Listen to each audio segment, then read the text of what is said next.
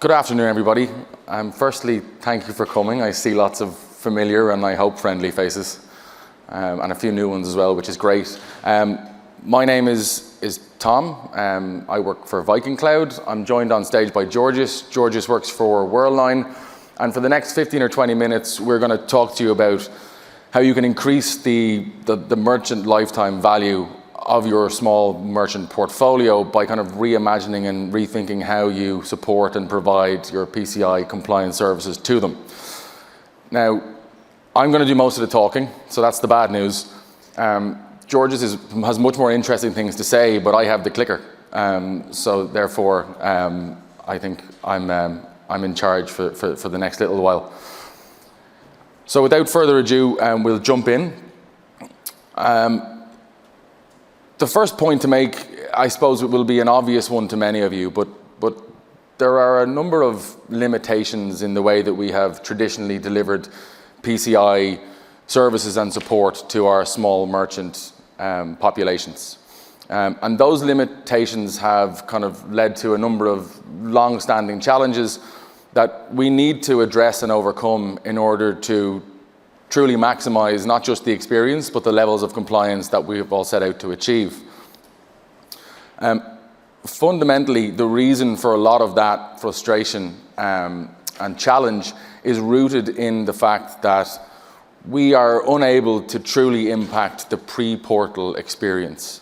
And there is a lack of engagement across large swathes of many programs. And that lack of engagement is, again, disappointing because we have built brilliant portals together, and those portals have made compliance easy to achieve, understandable, they're intuitive to use, but very often a lot of that work and that time and that investment kind of goes underused and underappreciated. Merchants just perceive PCI to be more difficult than it truly is. They believe it's more complex than it actually is. And this forces them to kind of avoid the engagement with the program. And that ultimately is leading to a number of consequential challenges, low compliance rates. Ultimately, the intent of the DSS to have an impact on a small merchant's security posture is not materializing to the extent that we want it to. Furthermore, in certain markets where there are large levels of non-compliance penalties can be prevalent. And those penalties can lead to kind of an uncomfortable source of revenue where we don't have comprehensive alternatives in place to support merchants.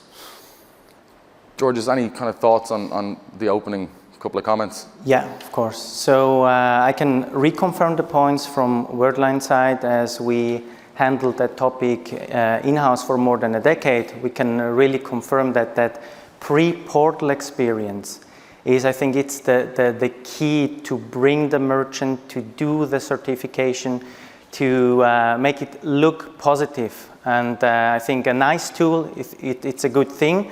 But I think the pre-portal experience is really the key to get high compliance rates and make the merchant understand that it's a good thing and it's something that they have to do every year.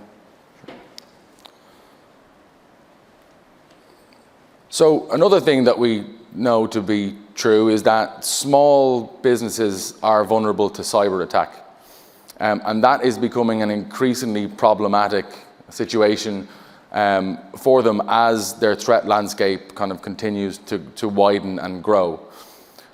We ran an analysis just across our own programs only a couple of months ago, and what we learned was that even the single outlet SMB is using on average 9 devices to run their business.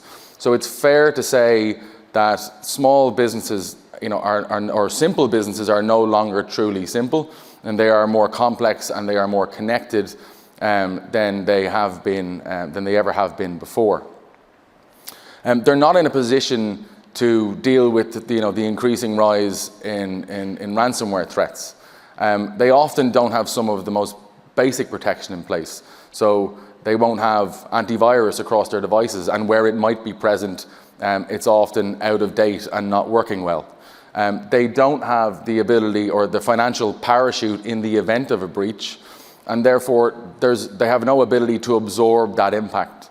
So for many small business owners who are victims of attacks, it can be truly catastrophic and in some cases put them out of business entirely. Georgios, anything to add? Yeah, I think the statistics makes totally sense. Of course, we as an acquirer, it's not our core business to run that specific statistics, but it's clearly that knowledge is missing in very small businesses. But that's clear, it's not their core business. It's not the first thing that they think about if they opening up their store in the morning. But I think it should be if you think about the impact that it can have on their business. And that brings us nicely on to the next point. So yes, it's not payments. And often, conversely, the most secure piece of technology or kit within a small business environment, today at least, is the point of sale terminal. However, if the rest of the business remains unsecure, it will not matter to a small merchant. It will give them no solace or concern if they've been the victim of a breach that the breach didn't occur through the payment terminal.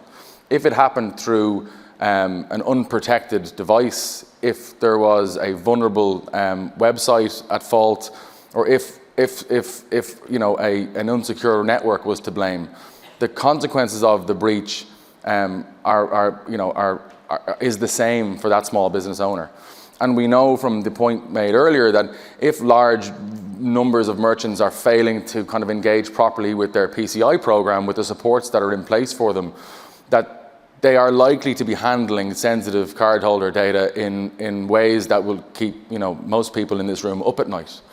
So the end result is the same, and therefore providing wider security that includes PCI is how we drive more value into that small merchant space.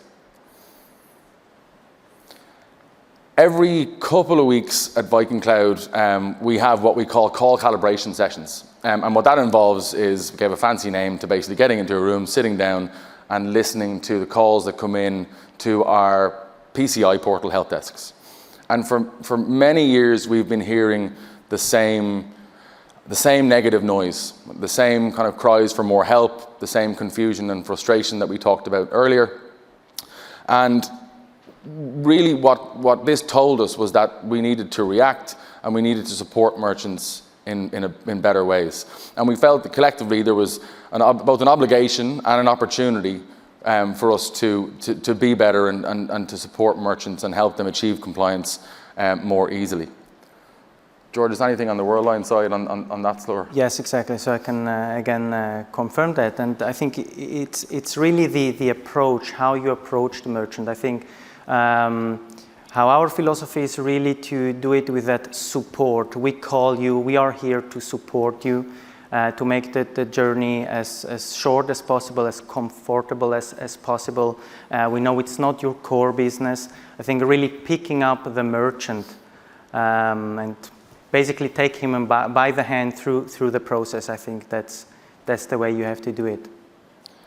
So what does that, I suppose, what opportunity kind of lies in solving those problems for merchants and supporting them, to achieve compliance in different and more robust ways? Well, what we do is we will try and take what merchants perceive to be kind of, a neutral at best experience up to this point, and transform that into something far more positive, more low effort on their behalf, something that they find easy and something that engages them on a journey that they can understand. It also means that the compliance we achieve is far more robust. The quality of our compliance goes up, as well as the rate of compliance across the portfolio, because that merchant is now handheld through the process and answering the questions in the right way. It also gives an opportunity to acquirers to kind of further build on a trusted relationship. So there's a chance here for you to kind of provide more to those merchants, and again enhance the trust and the levels of value that you add by rethinking and relooking at how you deliver PCI to your small merchant portfolio. Georgios, anything there before I move on? Yeah, so I think the journey has to be dynamic and logical, like everything that the merchant does in that process has to make sense, specifically to reduce effort, to like no unnecessary repetitive work, especially when the standard is not changing and your environment is not changing. Of course, reconfirming stuff, that's clearly, I think, right. But like answering everything from zero every year, I think it's really to show the advantages. I did it that year, nothing changed from both sides. So it's a shorter journey next year, and I still have the support from your side. So what does that kind of sound or feel like to the merchant who's on the receiving end of this new approach? Well, rather than prompting or provoking our merchants to react, asking them to do this or do that, we are hand-holding that merchant through a journey to attestation and to compliance. And in addition to that, we're dropping a kind of a holistic security protection into that business, which facilitates or enables us to continue to engage in a positive, value-adding way that will obviously include PCI touch points where PCI tasks need to be addressed periodically, but it doesn't mean we now solely rely on PCI in order to help that merchant and provide them with value-adding services. So we have more reasons to touch merchants and engage them in a positive way, and that truly can be a very powerful thing once it's in play. So there's a leap here, I suppose, from PCI to security within the payment space, and the reason we feel that it marries quite nicely is because there's a trusted relationship already in place between payments providers, acquirers, and their merchant customers. Merchants look to their payments partners for advice and guidance broadly on running their business, and this puts payments providers, acquirers in a unique position to be able to provide that guidance and advice, across kind of key business processes and topics, including security. We ran an acquirer sentiment survey last year, and one of the more interesting things that we drew from the responses was that 87% of the people who provided us with a response agreed that payments providers and acquirers should be more hands-on and should be more involved in helping a merchant protect their business beyond just PCI. So the consensus in the industry is there. It's just about how do we think about it and how do we do it. So Georgios, I don't know if you responded to that survey, but any thoughts I think on so, it? Yeah, no, yeah. We responded. Yeah. You were the 13% that said nah. And I can really say that that's aligning our philosophy as Worldline. Yes, we feel responsible. You have to drive the awareness with the merchants, right? Not just pointing out to the contract, to a clause in such a big contract to say, you signed it, you have to do PCI, right? Is to drive awareness, approaching the merchants also to explain them that they have to do it and why they have to do it. And to offer them a tool and a proactive support line. I think that's just part of the whole service that we want to offer. And we feel responsible for that. Yeah. So how we plan to protect and secure a merchant, or what we might end up in a small business security toolkit, needs to be built with that small merchant fully in mind. So we need to identify the threats and the trends that relate specifically to them, and then build out things that offer them value. So just things like an endpoint for those the 9 devices that we now know that they typically have running across their business, all connected to the internet.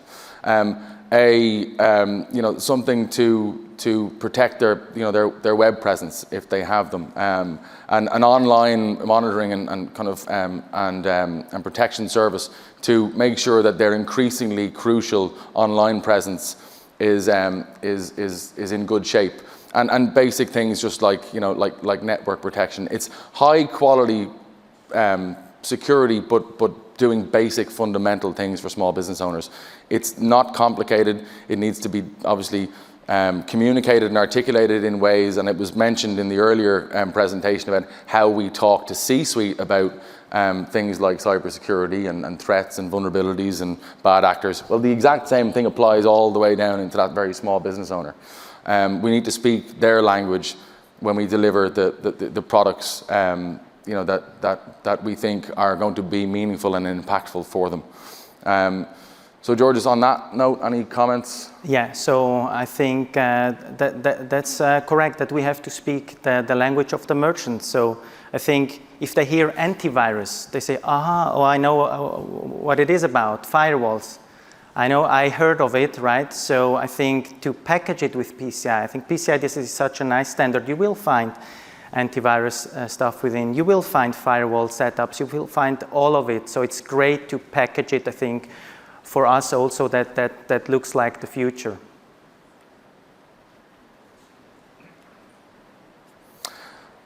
So again, where in more PCI mature markets, there can be lessons learned from how we have been driving engagement and encouraging merchants to engage with their programs and achieve compliance. So for a very long time now, a stick approach has been quite common, and that stick typically took the form of a non-compliance penalty, and that stick had a purpose and continues to have a purpose into the future.